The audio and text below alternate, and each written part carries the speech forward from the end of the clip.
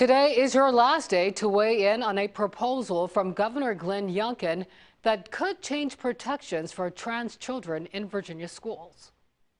Children don't belong to the state, they belong to families. Under the Youngkin plan, parents will have a say in how trans children are treated in the use of names, pronouns, and activities in public schools. Youngkin calls his approach Parents Matter, but a critic, the former Education Secretary of Virginia, says words matter.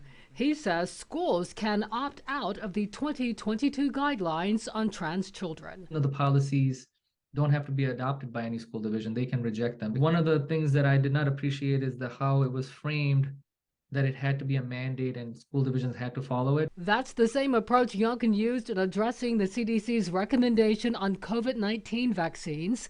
In a tweet last week, Youngkin falsely called it a mandate. This political environment is very toxic, it's adversarial, what the governor is doing. It's a bullying environment, and it does have an impact on all children. Did you say that the governor is creating a bullying environment?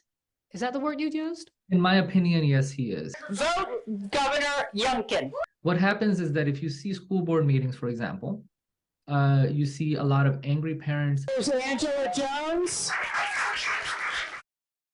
Shouting and yelling at school board members.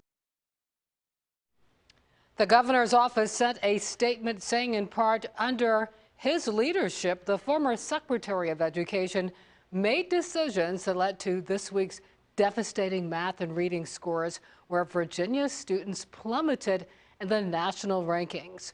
Virginia Democrats are still in favor of same big government business crushing and school closing edicts that damaged the Commonwealth, as the governor has continuously reiterated in Virginia Parents Matter.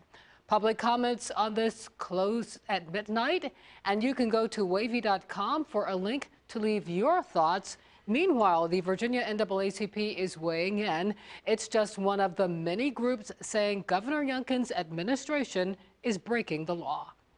We are saying that the child's rights are being impacted when they are forced to use a name that they don't want to use. Parents have the right and the ability to not only be involved in their child's education and upbringing, but also have access to information.